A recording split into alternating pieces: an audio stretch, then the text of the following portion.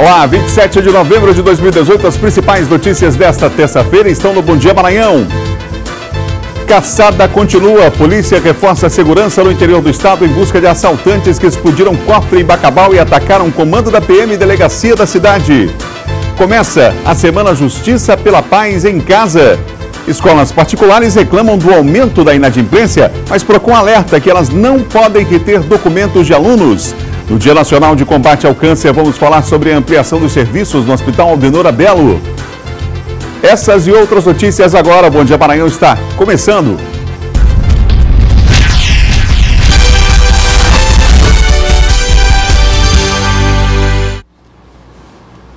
Um ótimo dia para você que nos acompanha em todo o estado, aqui pela TV Difusora. Estamos começando o nosso Bom Dia Maranhão. Os amigos que nos acompanham aqui na capital, um ótimo dia, uma boa terça-feira para você que nos acompanha aí no Monte Castelo, Liberdade, Camboa. Aos amigos aí do Codozinho, aos amigos que nos acompanham no Lira, Belira. Um ótimo dia, você no centro da cidade, começando o dia, começando essa terça-feira bem informado aqui na Difusora.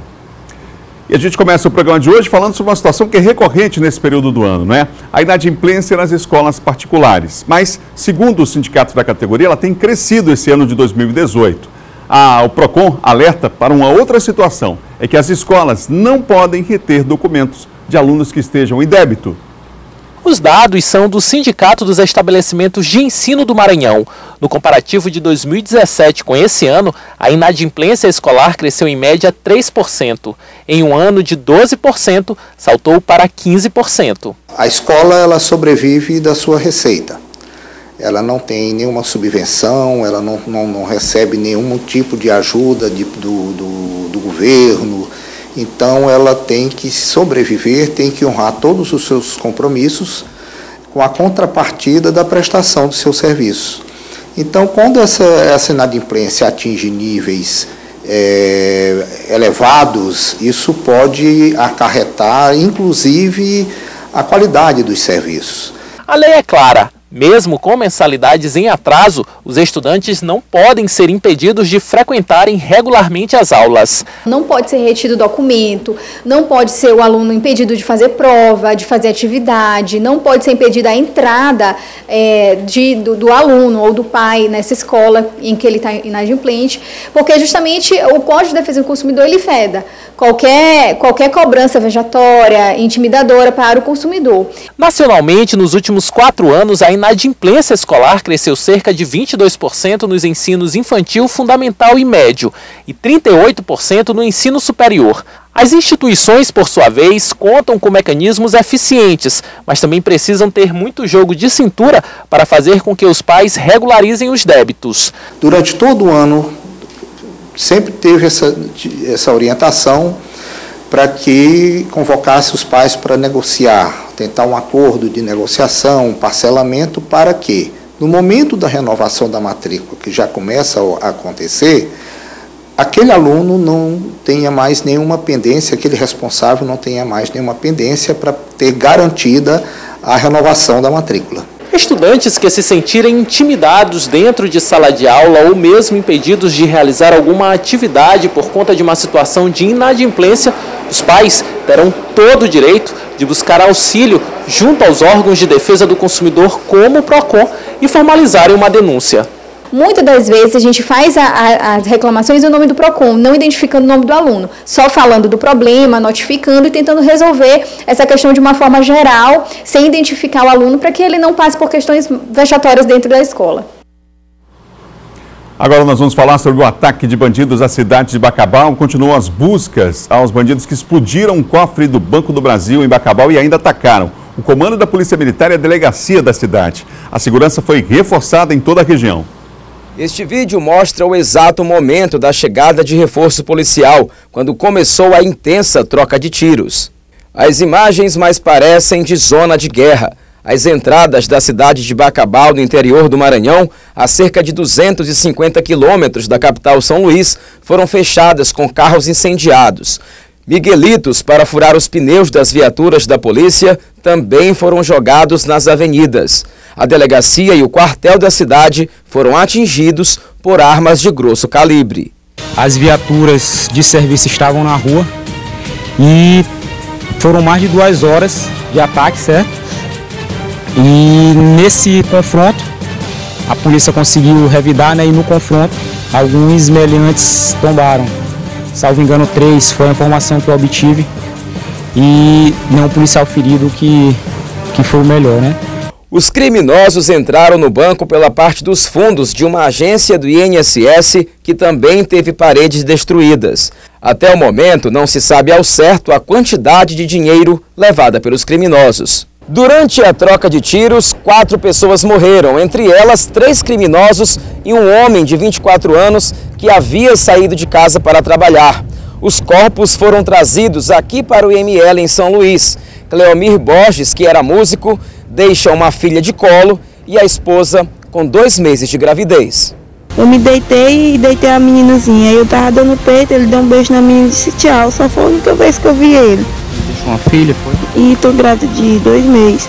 Além das 4 pessoas mortas, a ação criminosa deixou um rastro de destruição e uma grande quantidade de dinheiro espalhada pela cidade. 7 pessoas foram conduzidas à delegacia sob suspeita de furtarem o dinheiro deixado pelos criminosos.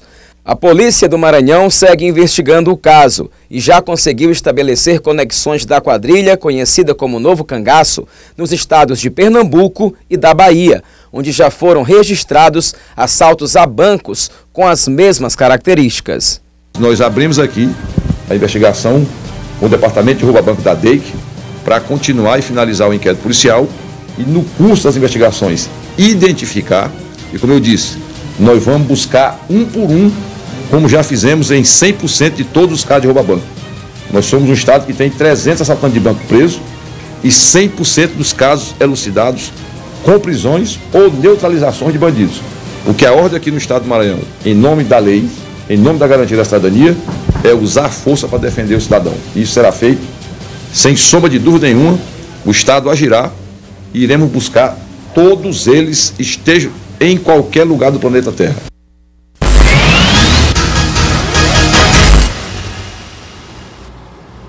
Participação agora de Silvan Alves aqui no Bom Dia Maranhão. Silvan, ótimo dia para você. Bom dia você. Bom Não dia podia ser diferente, esse caso de Bacabal, continuam as buscas, né, a esses bandidos, a região toda, lá a gente viu ontem, por exemplo, em Coroatá, em outras cidades ali, muita polícia, um reforço significativo no interior. Polícia, helicóptero está lá, o cerco está montado. O cerco está montado, é possível de que a parte desses integrantes, inclusive o Zé de Lessa, que é o comandante dessa quadrilha aí, ele é da Bahia, um assaltante perigosíssimo, né, de altíssima periculosidade, mandado de prisão em várias capitais aqui do Norte e Nordeste, e que provavelmente ele estava lá em Bacabal. Isso ficou nítido para a própria polícia a partir do momento em que um dos carros utilizados pelo bando é um carro blindado. Então provavelmente ele bota os outros parceiros dele para tomar tiro e estava num carro blindado e pode ter saído, né? Ou está tentando conseguir sair esse Zé de Lessa, que é o comandante. Essa quadrilha, para você ter uma ideia, uma quadrilha formada por mais de 70 indivíduos aí, que é uma quadrilha numerosa, que por isso tem essa denominação de Novo Cangaço. Ô Silvano, nós vamos agora lá para a Secretaria de Segurança Pública. Eduardo Oliceira está lá e vai atualizar a gente com as informações. Eduardo, bom dia para você. Olá, muito bom dia, Adalberto. Bom dia, Silvan, também, a todos que acompanham o Bom Dia Maranhão. Pois é, Adalberto, alguns pontos importantes já falados aí pelo secretário de Segurança Pública do Estado do Maranhão, Jefferson Portela, também falado aí pelo Silvan Alves, a respeito ainda desse assunto. Daqui a pouco, às 10 horas da manhã, vai ter uma coletiva aqui do próprio secretário de Segurança. Se imagina também que a alta cúpula da segurança também vai estar presente neste momento, às 10 horas da manhã, em uma coletiva à imprensa aqui no prédio da Secretaria de Segurança Pública, para repassar mais informações atualizadas. Agora, alguns pontos importantes já ditos aí, a questão do secretário dizer que vai buscar um por um, como em outras situações que já ocorreram. Outro ponto importante aqui para o Estado do Maranhão, o secretário disse que nos últimos 2 meses se levantou a possibilidade, claro que foi uma ocorrência bastante grave lá no município de Bacabal, mas ele lembrou que nos últimos 2 meses, antes dessa situação, não havia acontecido nenhum tipo de assalto a banco dessa forma, com bandidos chegando na cidade e explodindo bancos. Nos últimos 2 meses não havia sido registrado nenhum caso aqui no estado do Maranhão. Mais de 300 pessoas envolvidas com assaltos a bancos estão presas aqui no estado do Maranhão, que foram presas pela polícia aqui do estado do Maranhão, depois que praticaram assaltos a bancos aqui no estado. Quer dizer, a polícia vem atuando forte no combate a esse tipo de crime e também outros crimes aqui no estado. cerca de 100 milhões de reais, viu, Adalberto Silvan, teriam sido levados. Essa quantia ainda não foi aí confirmada, mas cerca de 100 milhões de reais teriam sido levado aí, a quantia que teria sido levada pelos bandidos. 3 milhões já foram recuperados. Essa informação foi confirmada já pelo secretário de Segurança, Jefferson Portela, que 3 milhões de reais já foram recuperados desse dinheiro que foi levado pela quadrilha. Como eu disse, daqui a pouco às 10 horas da manhã tem uma nova coletiva aqui no prédio da Secretaria de Segurança. E só uma última informação de uma fonte lá do município de Bacabal que chegou até o nosso conhecimento. Esse dinheiro que foi roubado pelo bando, essa informação em primeira mão, poderia estar saindo da cidade, da região do município de Bacabal. Vale lembrar que a polícia ainda continua reforçando o trabalho, as ações continuam da polícia, não só no município de Bacabal, mas também nas cidades vizinhas. Esse dinheiro poderia estar saindo pelo mar. A informação que a gente teve agora há pouco é que teve uma movimentação muito grande já durante a noite, madrugada desta terça-feira, pouco mais de 24 horas depois do assalto, de barcos pelo Rio Mearim, e pode ser, e um veículo foi inclusive queimado em uma ponte que atravessa o Rio Mearim. Então esse dinheiro pode estar sendo deixado da região, esse dinheiro que foi levado pelos bandidos, de barco. Essa informação depois pode ser confirmada pelo secretário de Segurança. Ele já recebeu essa informação na coletiva daqui a pouco, das 10 horas da manhã. Voltamos com você, Adalberto Silvan, aí no estúdio da TV Difusora. Obrigado, Eduardo. Daqui a pouquinho, às 10 da manhã, a coletiva, nós vamos acompanhar. Silvan, há uma informação também de que um outro morador da cidade teria sido também atingido, né? Um morreu, né? Isso, e o outro foi atingido. Um foi executado praticamente pelos bandidos, né? Exato. Em função de ter furado um bloqueio, porque eles bloquearam da entrada da cidade na rodovia BR-316, em vários pontos que davam acesso ao SERE, que é onde fica esse cofre central do Banco do Brasil, e esse cidadão vinha e eles estavam fazendo lá um bloqueio, e eles disseram que era para ele voltar. E ele, assustado, né, viu aquele elemento tudo armado, encapuzado, ele se assustou e tentou passar e foi baleado, levou um tiro de fuzil na cabeça. E o outro, né, que teria sido baleado também por eles já no momento da fuga, não é? Que foi justamente quando eles começaram a pegar as pessoas para fazer escudo humano, né? Fizeram muita gente escudo humano, quando a polícia rechaçou o ataque que foi feito lá no quartel do 15º Batalhão, onde foram mortos aqueles 3 assaltantes lá, e eles começaram a fazer muita gente refém. Então esse cidadão foi ferido justamente nessa ocasião aí. Silvão, vamos falar de outro assunto, que foi adiado o julgamento lá do caso Bertin, não é? Esse caso do Bertin é um caso muito complexo desde a época, foi um caso muito tumultuado de lá para cá, em função de várias mudanças de depoimento da principal testemunha, que é o Pedro Pote, que é sobrevivente, testemunha desse caso aí. Ao longo das investigações ele mudou várias vezes de depoimento, inclusive levando a acusação outras pessoas, a não ser aquelas que tinham sido presas, aí depois voltou atrás. Então é um caso realmente muito, muito complexo. Mas não foi nem em função disso que houve o adiamento da sessão do Tribunal do Júri Popular, que estava marcada lá para o município de Itapecuru-Mirim. Foi um pedido feito pela defesa. O advogado dos acusados é o advogado Erivelto Lago, um advogado com larga experiência na área criminal, né? Então ele tentou ganhar mais tempo justamente para ter uma estratégia melhor para montar a defesa desses acusados, e o julgamento, conforme a juíza, está marcado agora para o próximo mês. Que é uma angústia para a família, não é? Quem teve o ente querido assassinado é que fica, cada vez que há um adiamento desse, não importa as circunstâncias, a motivação é uma dor muito maior para a família de quem foi assassinado. Lembrando que Bertin era prefeito né, no interior do estado. Exatamente. O Pedro Pote estava no exercício do mandato. Pedro Pote, que essa testemunha do crime, era secretário dele, estava com ele no carro no momento da execução. Isso foi em 2017? 2007, exatamente, 2007. Obrigado, Silvão, um ótimo dia para você. Ok, bom dia, Adalberto, bom dia a todos. São 7 horas e mais 13 minutos, confira agora o nosso giro de notícias. O governador Flávio Dino editou medidas que autorizam o parcelamento do Imposto sobre a Propriedade de Veículos Automotores, IPVA, e o Imposto sobre Transmissão, Causa-Mortes e Doação, ITCD. São impostos atrasados ou multas e juros em aberto. A ideia é estimular a regularização dos cidadãos e diminuir o número de devedores e inadimplência no Estado. Os proprietários de veículos automotores com débitos do IPVA referente a 2018 e anos anteriores terão desconto de 100% das multas e juros para pagamento à vista. Para aderir ao programa, o contribuinte deverá, até o dia 28 de dezembro, acessar o site da Secretaria de Estado da Fazenda para emitir o documento de arrecadação. O endereço é portal.cefaz.ma.gov.br. Transferido no último dia 17 para o Hospital Estadual de Urgências Governador Otávio Lages, em Goiânia, o garoto João Miguel, que sofreu queimaduras em todo o corpo, continua internado na UTI. Ele passou por novo procedimento cirúrgico para amputação de parte dos pés e mãos, segundo a família. E de acordo com o último boletim médico divulgado, o estado de saúde do menino ainda é considerado grave.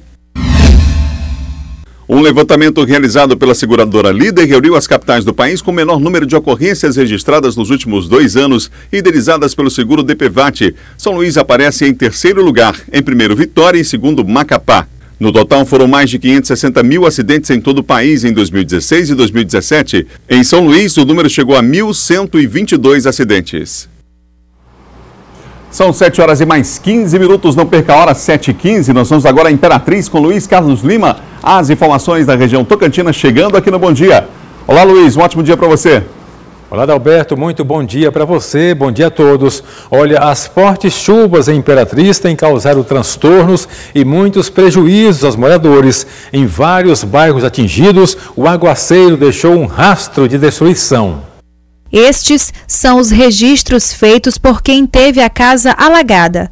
Sala, quarto, cozinha e lavanderia encharcados. Na rua Mauro Juruna, entre a Marechal Rondon e a Rui Barbosa, aqui na Vila Redenção 2, desde o início do período chuvoso, que a casa dos moradores é invadida pela água. E o pior, a invasão é não só pela água da chuva, mas também pela lama que está no quarteirão. O problema piorou após o início de obras de drenagem na via, que iniciaram em junho, de acordo com a comunidade. Mas, sem a finalização do serviço, de nada adiantou. Depois que eles fizeram uma rede de esgoto aí e disseram para a gente botar a encanação do esgoto, né? Então a água está entrando pelo esgoto. Nem os batentes nas portas foram suficientes para impedir a água. Quem se arrisca saindo de casa e encara este período chuvoso só se for na companhia do guarda-chuva, e isso com cuidado, desviando das poças acumuladas. Não tinha uma casa aqui que entrava água. Agora a gente tem que fazer batente, botar cano porque entra. Olha, segundo a Defesa Civil, em menos de 42 horas, choveu aqui em Imperatriz o equivalente a 4 dias. E para prevenir moradores do rigor deste período chuvoso, principalmente quem vive em áreas de risco, a Prefeitura definiu uma estratégia. São diversos bairros alagando e os moradores sendo surpreendidos com lama entrando nas residências. Agora, outro ponto que tem deixado os moradores preocupados é quanto a esse muro construído às margens do Riacho do Meio. Os moradores relatam que a obra é ilegal e tem causado ainda mais prejuízos no período chuvoso. Essas construções estão impossibilitando a passagem da água. Ela está retornando e entrando em todas as casas nesse quarteirão da Simplício, entre Tupinambá e Tamandaré. Estamos tomando as devidas medidas para que seja corrigida e amenize a situação daquela população na rua Simplício Moreira. De acordo com a Defesa Civil, o volume da chuva foi bem mais que o esperado, com pontos críticos de alagamento, principalmente nos bairros Bacuri, Parque Alvorada, Vila Redenção, Vila Ipiranga e Santa Rita. Foi 98 milímetros. Praticamente foi uma chuva que nos últimos 3 anos não acontecia em Imperatriz, né? Mas nós estamos, de certa forma, fazendo nosso trabalho em relação à limpeza dos riachos, trazendo aí, amenizando a situação da população. É isso, Adalberto. A gente volta com você desejando um bom dia a todos. Obrigado, Luiz. Chuva muito forte, né? Bem acima da média aí na região Tocantina.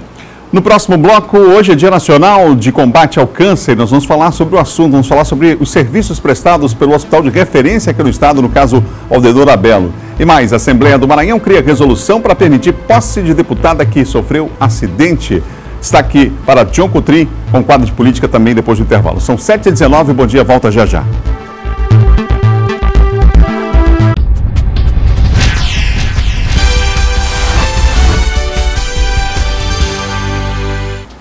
Estamos de volta com o Bom Dia Maranhão ao vivo para todo o estado. E hoje é o Dia Nacional de Combate ao Câncer. O principal objetivo dessa data é alertar a população brasileira sobre os diferentes tipos de tratamento e principalmente como evitar essa doença considerada a segunda que mais mata no Brasil e no mundo. Aqui no estúdio eu recebo José Generoso, diretor administrativo do Hospital Aldeodoro Abelo. Bom dia, é um prazer tê-lo aqui. Bom dia, Adalberto. Prazer é todo nosso. É uma data para chamar a atenção, principalmente para a questão da prevenção, né? A gente sabe que em muitas situações o agravamento da doença poderia ter sido evitado se as pessoas cumprissem o que a gente chama de dever de casa, né? Exatamente. Segundo a Organização Mundial de Saúde, 30% das mortes ocasionadas em relação à doença câncer poderia ser evitada caso o sistema de prevenção funcionasse de forma adequada e que a população procurasse os serviços para fazer um diagnóstico precoce da doença. Nós temos hoje um hospital de referência aqui no estado, o Hospital Leonora Belo. Em média, quanto se tem de atendimento por mês no hospital? Como é que o senhor avalia a importância desse hospital hoje, não só para São Luís, claro, porque aqui são vários casos que vêm do interior do estado, mas para o Maranhão? Hoje nós somos o único centro de alta complexidade em oncologia no estado do Maranhão. Nós atendemos em média 30 mil pessoas por mês no hospital. Então a gente tem essa importância ímpar no que tange ao tratamento do câncer no estado. Nós, nos últimos anos, temos investido pesadamente na renovação da tecnologia para a prevenção do câncer, para que a gente possa buscar esse diagnóstico de uma forma precoce, para que o tratamento do câncer tenha êxito com relação ao diagnóstico precoce. A Fundação Antônio Jorge Dino continua recebendo doações, a importância da parceria, inclusive, com outros órgãos públicos, através, inclusive, também de emendas parlamentares. Como é que o senhor avalia esse aspecto em relação à manutenção, inclusive, do hospital? Com certeza absoluta. As doações, elas são bem-vindas. Nós recebemos, nos últimos 3 a 4 anos, recursos na ordem de 36 milhões de reais que nós investimos na renovação do Parque Tecnológico do Hospital do Câncer Leonora Belo.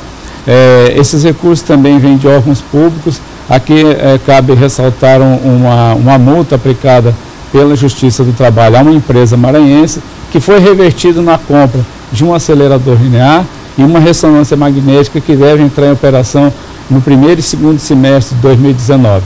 Além disso, nós estamos ampliando o serviço de radioterapia para que a gente possa atender o paciente de acordo com a lei, ou seja, que ele inicie o primeiro tratamento em até 60 dias.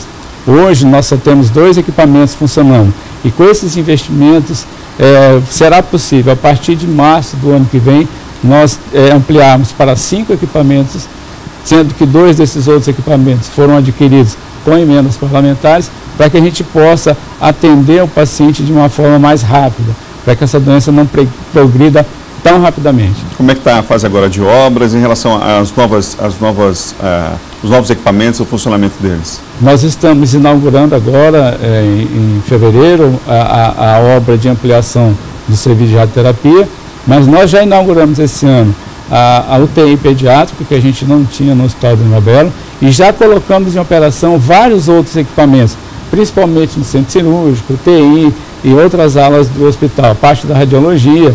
Acabamos de adquirir, foi instalado agora desse ano, um raio-x digital. Nós vamos receber agora também, nesse final de ano, mais 2 aparelhos digitais de mamografia. Enfim, a gente está ampliando significativamente todo o parque tecnológico para dar uma melhor atenção, uma melhor qualidade no tratamento do paciente com câncer. Essa demanda hoje está muito grande em relação ao interior do estado, qual o movimento que vocês percebem e os dados que vocês têm sobre isso? E além disso, até de outros estados da federação, as pessoas procurando o Maranhão para fazer o tratamento? Com certeza. Hoje nós atendemos, dessa massa que a gente atende no hospital, nós atendemos em média 50% a 60% de pacientes do interior do estado ou de outros estados que procuram o Hospital do Leonora Belo para o tratamento.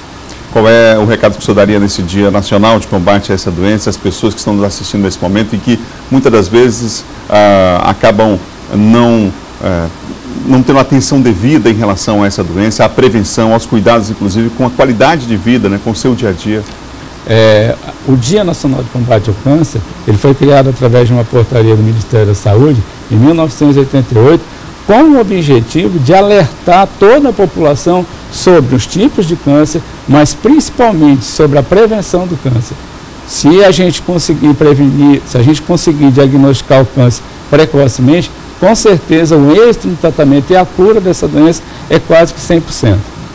Muito obrigado pela presença aqui no estúdio do Bom Dia Maranhão e parabéns aí pelo trabalho feito e desenvolvido pelo Hospital Leonora Belo. Nós aqui agradecemos e estamos à sua disposição assim que precisar para que a gente possa aqui esclarecer a população sobre a doença câncer.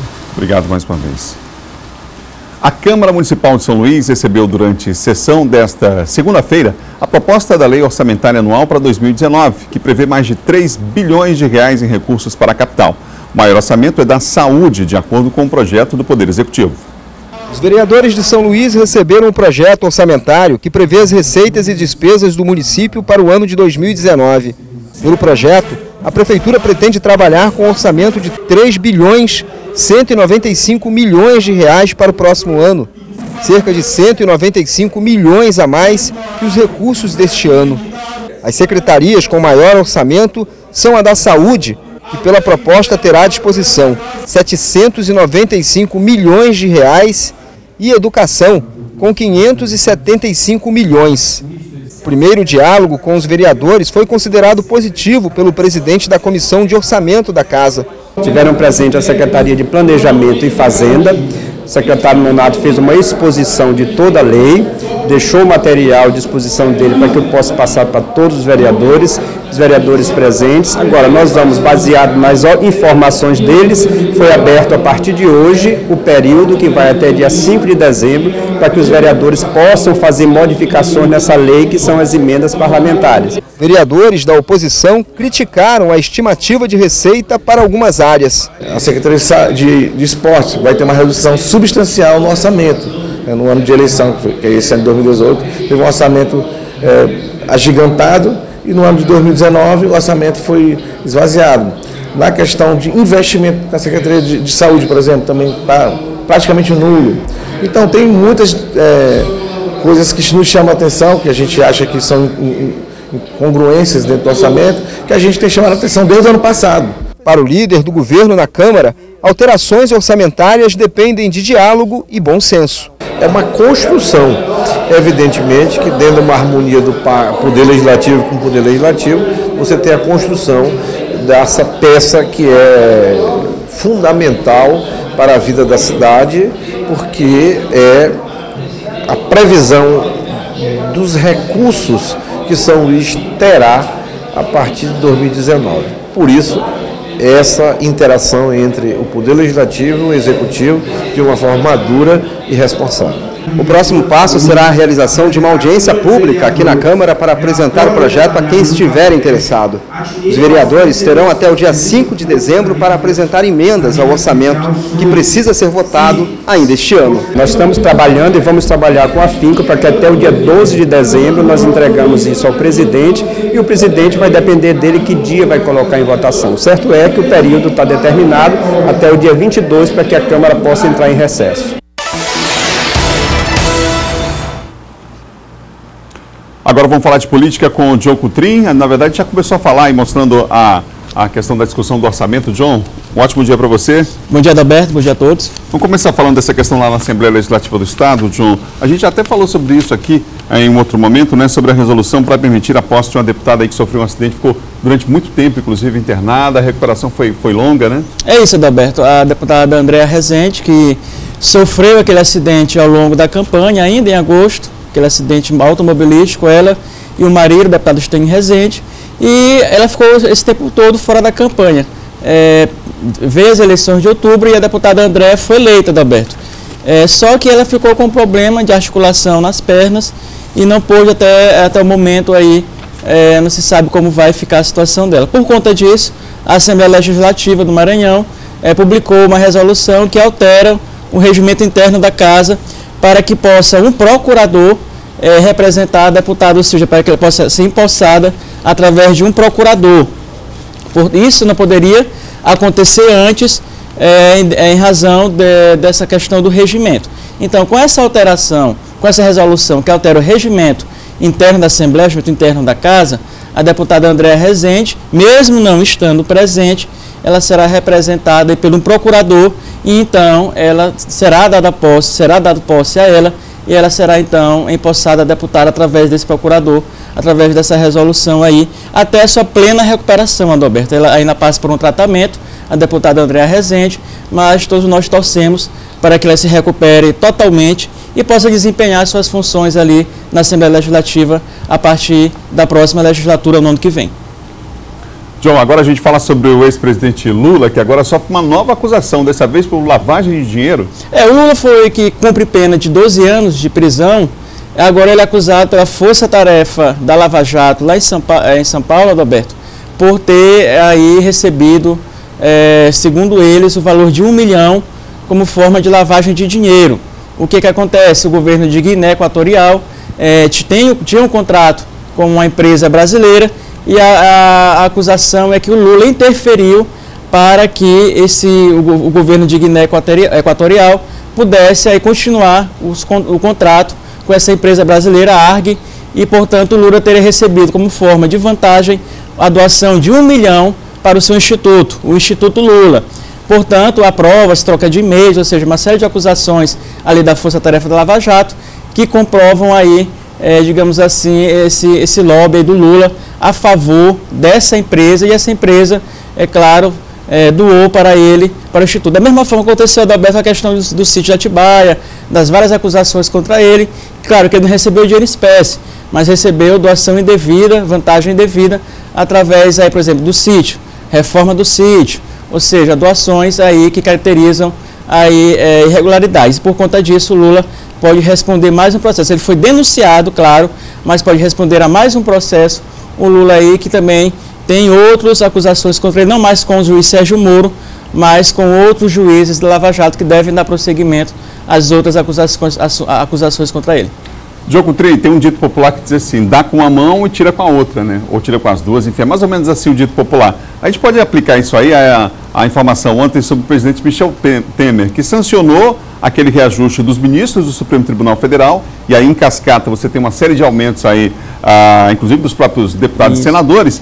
E, de outro modo, o ministro Fux, do Supremo Tribunal Federal, revogou aquele auxílio moradia para os juízes e também para o Ministério Público, né? Correto. O Temer sancionou esse projeto aí, que aumenta o salário dos ministros do STF de R$ 33 mil para R$ 39 mil, Adalberto. Ou seja, quase 40 mil que o ministro do STF vai ganhar. Claro, como você falou, tem o efeito cascata, e isso pode alterar também no salário de outros membros do Judiciário. Por outro lado, sabendo disso, quando foi aí o Temer decretou esse aumento, o Dias Toffoli, presidente do STF, revogou a questão... O Fux, no caso, No né? caso, o Fux, a questão do auxílio moradia, ou seja, porque eles avaliavam, Adalberto, que o auxílio moradia era um complemento do salário, ou seja, mesmo que o juiz não justificasse que estaria usando esse auxílio moradia, mas ainda assim eles avaliavam que era um complemento do salário. Só que é bem diferente o impacto desse aumento dos ministros do STF, nem se compara a retirada desse auxílio moradia. Algo em torno de 4 bilhões de reais será esse impacto, claro, fazendo uma análise de todas as esferas, abrangendo todas as esferas por conta desse auxílio. Então, retirar desse auxílio e aumento desse valor do STF. Ou seja, a gente pode observar que o Temer fez um afago, fez um gesto para o Judiciário, até podendo temer o que pode acontecer com ele, Adalberto, porque o Temer vai responder a processo quando sair da presidência. Por enquanto, ele está aí como presidente, não responde ainda, mas segue o curso das acusações que foram feitas contra ele ao longo do seu mandato. É claro que ele faz afago também para o Bolsonaro, o Temer de todas as formas tentando se livrar. Agora, observamos, Adalberto, que é muito fácil, quando é para juiz, quando é para membro do Judiciário, para ministro do STF, o aumento de salário é muito rápido, mas quando é a população, a gente tem que avaliar orçamento, discutir na Câmara, no Senado, é uma dificuldade muito grande. E para finalizar, o Bolsonaro hoje estará em Brasília, volta a Brasília para a sua reunião com a equipe de transição. Ele continua discutindo aí, já anunciou vários ministros e deve, ao longo até o final do ano, formar toda a sua equipe. 4 militares até agora anunciados para o alto escalão dos ministérios, fora o vice, a gente pode dizer assim também. Exato, né? Só a articulação política que ele tirou, colocou outras pessoas, mas a maioria mesmo do governo do Bolsonaro é formado de militares, Adalberto. João, um ótimo dia para você. Até amanhã, Adalberto. São 7 horas e mais 37 minutos. No próximo bloco começa a Semana da Justiça pela Paz em Casa, mutirão que vai julgar casos aí de violência contra a mulher. Tem também Laércio Júnior trazendo as novidades do Imperatriz do Moto, já para a temporada 2019. A gente volta já depois do intervalo.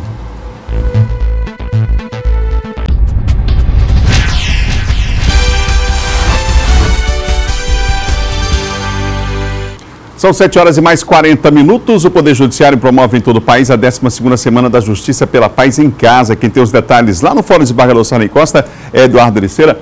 Ô Eduardo, como é que vai funcionar na prática essa semana?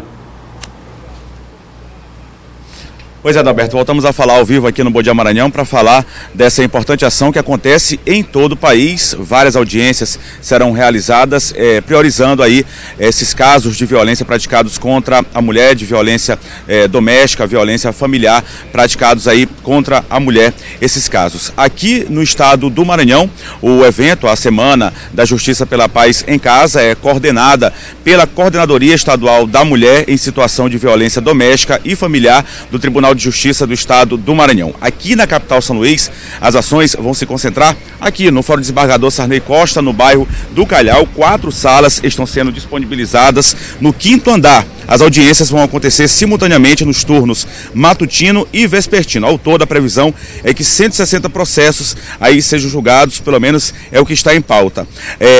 Pelo menos para hoje. Ao todo serão analisados, até o final da semana, 953 processos para o proferimento de sentenças, despachos e decisões.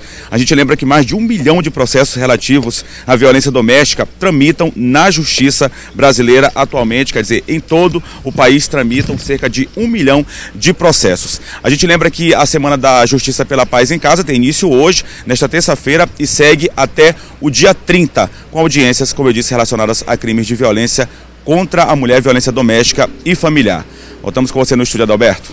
Obrigado, Eduardo, pelas informações. Realmente uma atitude importante aí do nosso judiciário. São 7 horas e mais 42 minutos. É nacional, em movimento nacional esse mutirão. Agora vamos falar de esporte?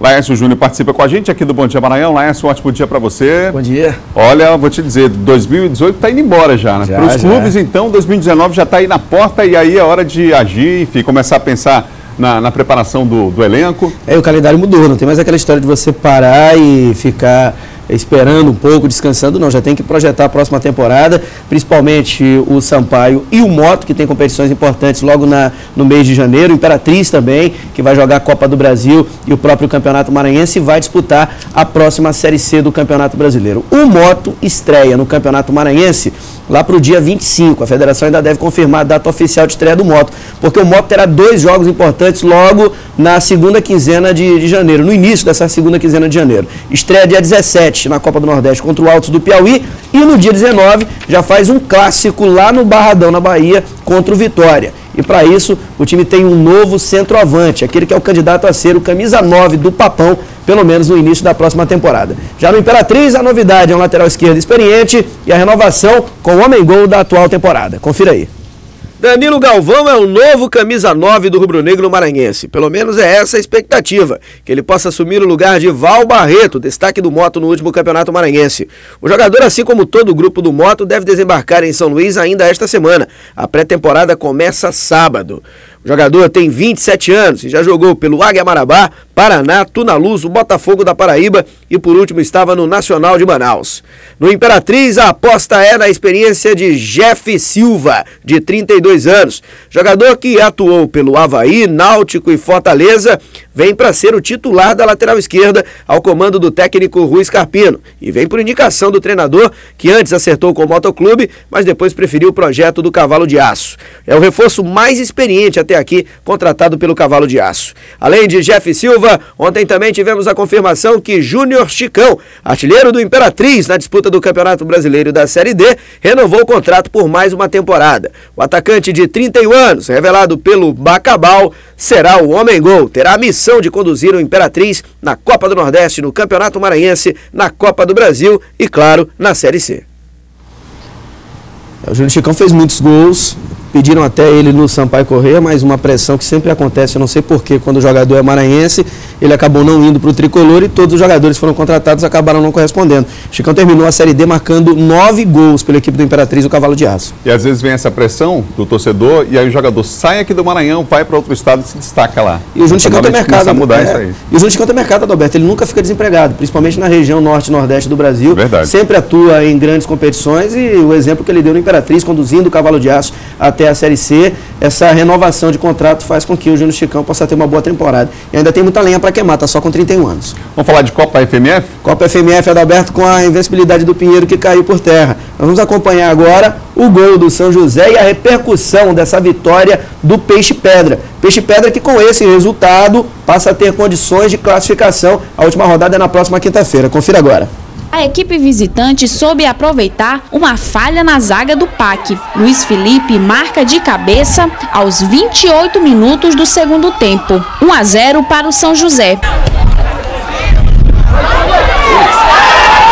E depois de muitas tentativas sem êxito do PAC, o placar se manteve assim até o final do segundo tempo. Depois de 3 vitórias consecutivas, o PAC sofre sua primeira derrota dentro de casa. A gente vem em busca da vitória porque a gente precisava para uma classificação, mas com todo respeito à equipe de Pinheiro.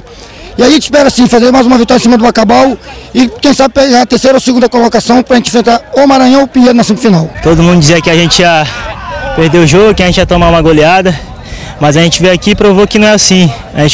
A gente impôs o nosso ritmo dentro de campo, conseguimos um resultado positivo, agora é só descansar e já pensar no próximo jogo contra o Bacabal dentro de casa. Mérito do São José, não fizemos uma partida excelente, mas também tem que saber também que a gente também não somos invencíveis, graças a Deus a gente está fazendo um bom campeonato, perdemos na hora certa, mas tem nada perdido, graças a Deus o trabalho está sendo bem feito.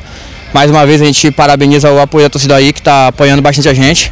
Tem nada perdido não, graças a Deus. O PAC perde a invencibilidade, mas sofre a derrota no momento certo. O time que já entrou em campo classificado para as semifinais mantém a liderança da competição.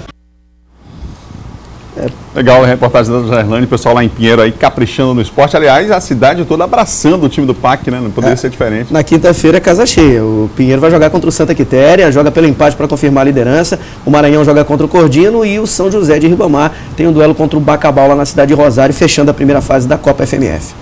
Tem torcedor que está cheio de graça nesse fim de ano, rindo para as paredes, né? No CSA é assim? Na realidade são 3 anos de graça, Adalberto, porque eles vieram da Série D com vice-campeonato, foram campeões ano passado da Série C e agora vice, né? Já dá para perceber como é que está lá. Olha a festa. O estado de Alagoas está todo azul. A parte vermelha comemora a permanência na Série B, que é o caso do CRB, mas a azul está feliz da vida e o CSA é o integrante do Nordeste, é mais um integrante do Nordeste, vai ocupar a vaga do Vitória, que foi rebaixado na Série A do Campeonato Brasileiro. Confira. Para onde você olhasse tinha azulino, a festa foi grande. Aqui valia de tudo. Este homem se equilibrou em cima da moto para conseguir uma fotografia. Vale, o CSA hoje deu o presente, desde ontem para cá, o melhor presente para os alagoanos. O que não falta em Alagoas é a alegria do torcedor azulino. Mais de 15 mil pessoas vieram recepcionar os jogadores. Os jogadores desceram do avião e logo foram para o caminhão do Corpo de Bombeiros, que seguiu pelas ruas de Maceió. Teve gente que subiu no gradeado para chegar mais perto do elenco. Afinal, foram 31 anos de espera para chegar novamente à Série A do Brasileiro. Tá todo mundo de parabéns pelo empenho, a vontade que teve de buscar o resultado e conquistar esse acesso. O Mar Azul aplaudia, cantava, gritava e tinha gente que ainda não acreditava na vitória que deixou o Centro Esportivo Alagoano vice-líder da Série B. Teve torcedor que apelou para a promessa e deu certo. Na verdade, o Cabelo Azul foi promessa do acesso da Série B, né? Aí a gente está mantendo agora, rumo à Série A. 2019, estamos aí, Série A. Até a melhor jogadora do mundo, Marta, publicou em suas redes sociais a paixão pelo CSA. O presidente também cumpriu a promessa, raspou a cabeça e comemorou bastante. De 4 anos o CSA seria uma referência nacional e nós conseguimos em 3 anos um fato inédito na história do futebol do Brasil. Agora é torcer bastante para que o CSA faça bonito no campeonato do ano que vem.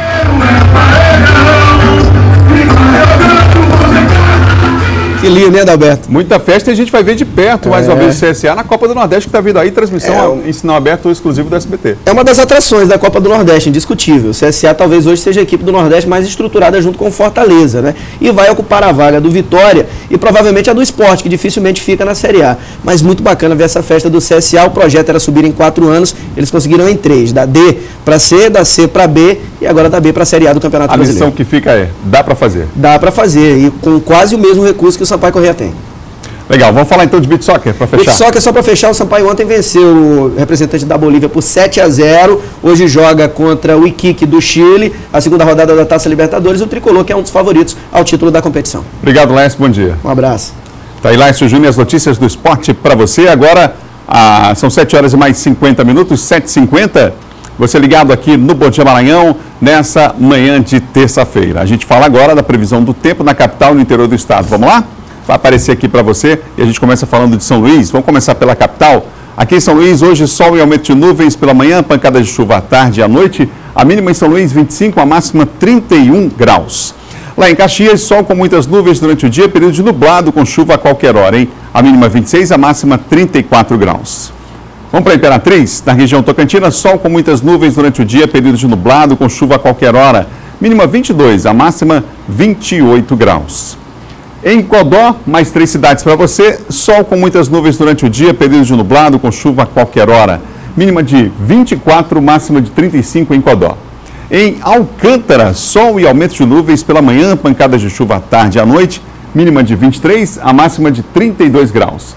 Lá em Viana, sol e aumento de nuvens pela manhã, à tarde pode chover e à noite também, mínima de 26, máxima de 34 graus.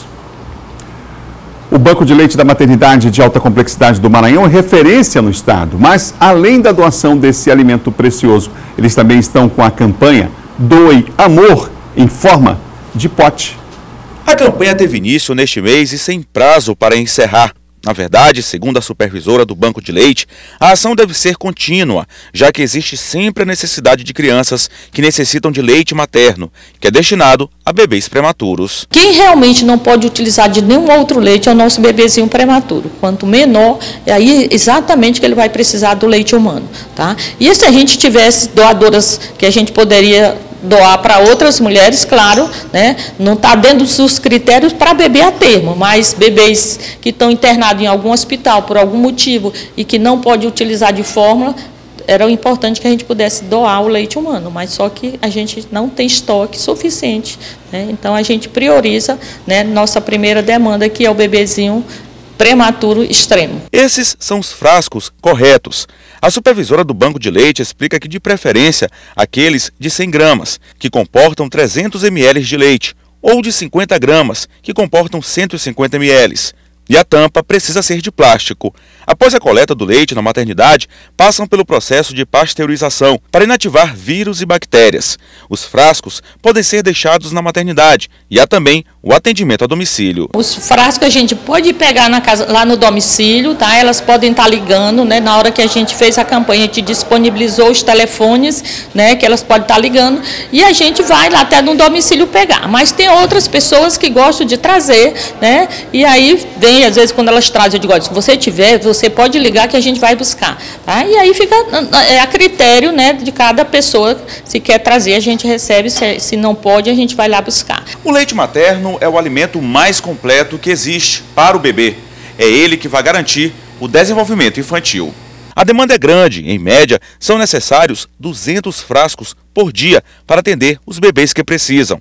Atualmente estão cadastradas 40 doadoras no Banco de Leite, mas o número pode ser bem maior. Esse frasco, ele vai para a pasteurização, ele vai para a coleta no domicílio e ele vai para a nossa coleta interna. Tá? Então, é em média isso, porque assim, a gente faz, em média, 10 visitas nos domicílios. Então, a gente deixa em cada casa, em média, de 5 frascos por cada mãe, né?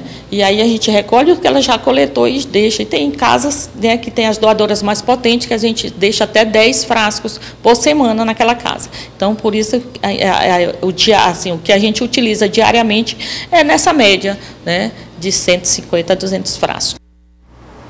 Agora a gente vai falar de um outro tipo de doação, é que esse mês é comemorado o Dia do Doador Voluntário de Sangue. E o Hemomar reforçou na capital e interior do estado ações de incentivo a doações. O Fábio, sempre que pode, não abre mão de doar sangue. Primeiramente é um ato, né, de solidariedade com o próximo. E hoje, em especial, eu vou doar para uma criança que está internada e está necessitando de sangue. A Deusa, que já é doadora, veio dessa vez atender um pedido para uma pessoa que está internada. Dessa vez eu estou doando para uma criança está internada precisando. E o meu sangue é compatível, então assim que eu soube, é o ato mais gratuito, mais prazeroso que tem de fazer é o de doar, com toda certeza.